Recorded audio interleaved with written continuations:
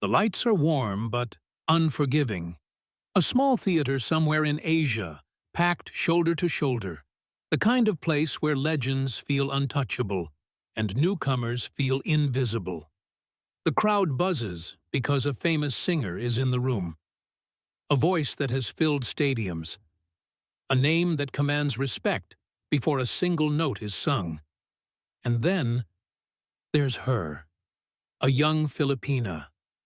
No entourage, no dramatic entrance, just a simple dress, nervous hands, and eyes that give away everything she's feeling. Hope, fear, determination. People barely notice her at first. The famous singer leans back in his chair, arms crossed. He's been asked to listen, maybe judge, maybe just pass time. He smiles politely at first, then chuckles under his breath. "Solo," he says, half laughing, not cruel enough to cause outrage, but sharp enough to cut. The room hears it. She hears it. Someone in the audience laughs awkwardly. Someone else shifts uncomfortably. The singer adds another line, louder this time. Something about how songs like this need experience. How young voices often sound nice, but empty. The camera finds her face.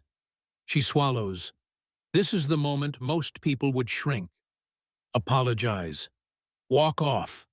Blame the nerves. But she doesn't. She nods once, almost respectfully. Steps closer to the microphone. Silence spreads in waves. Her story doesn't begin on that stage.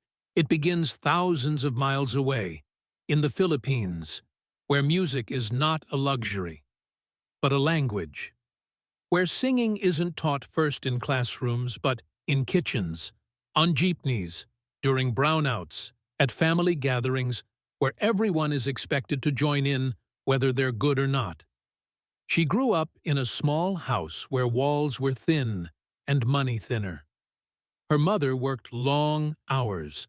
Her father sang while fixing things that never quite stayed fixed. At night, when the world slowed down, she would sit by the window and sing quietly, not because she wanted to be famous, but because it made things hurt less.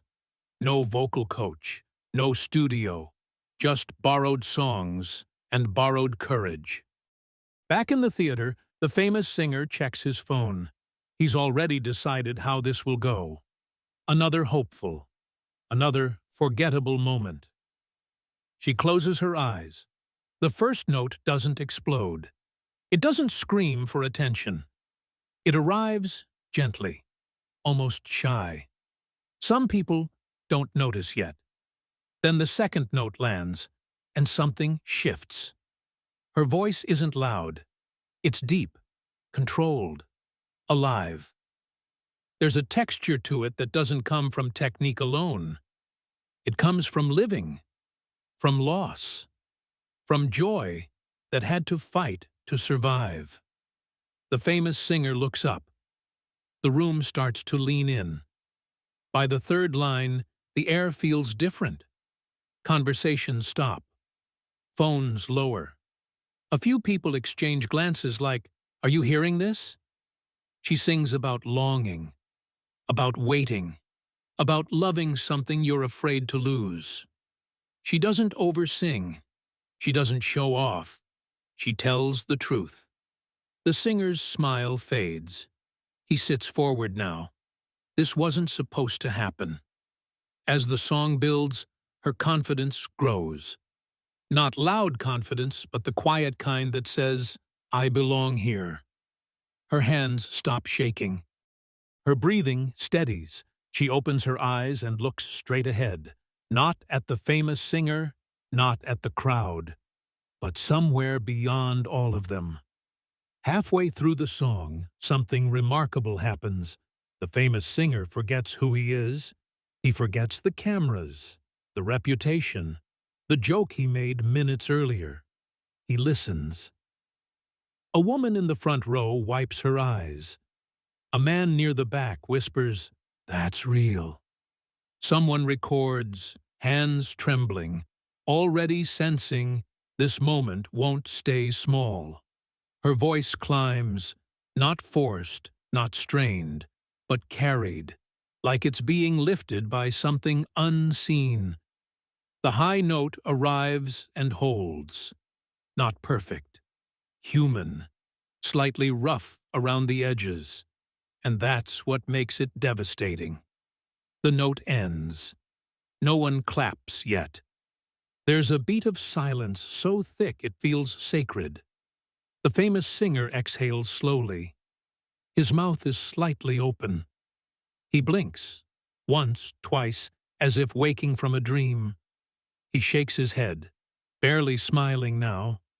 She finishes the final line softly, almost like she's afraid to break whatever spell has formed in the room.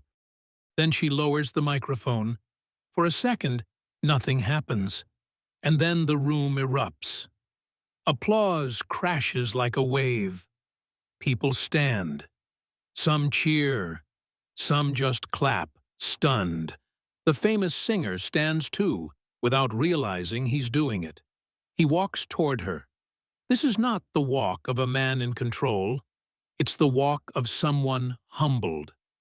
He takes the microphone, pauses, then laughs quietly, not mocking, almost embarrassed. "I thought I knew what I was about to hear," he says. "I was wrong." The crowd reacts instantly. He turns to her. "Where did you learn to sing like that?" She shrugs slightly. "At home." That answer hits harder than any note she sang. He nods slowly. "You didn't just sing a song," he says. "You told a story." Behind the scenes, producers exchange looks. Someone whispers that this clip will go viral. Another says, "This is special." Within hours, it does. The video spreads across platforms, not because of drama, but because of authenticity. People share it with captions like, "This gave me chills," and "This is why Filipinos are different," and "You can't fake this." Musicians react. Vocal coaches break down her technique. Ordinary people talk about how it made them feel. And the comments keep returning to one thing: soul. In the Philippines, this moment feels familiar. Not because it happens often, but because it represents something deeply understood. Filipinos have always sung their way through history, through colonization, through poverty, through distance from loved ones working abroad. Music became a way to survive separation, to turn pain into harmony. Her voice carried that legacy without ever naming it. Days later, the famous singer speaks about the moment in an interview. He admits he underestimated her.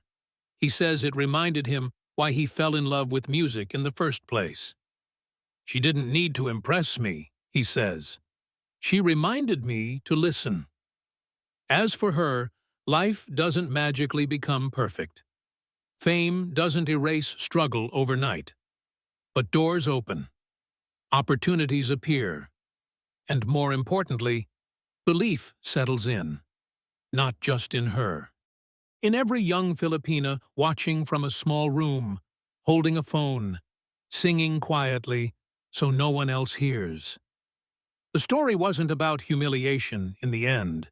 It was about humility, about how real talent doesn't announce itself loudly. It waits, it listens, and when it finally speaks, even the loudest voices in the world fall silent. Some moments are bigger than stages. This was one of them.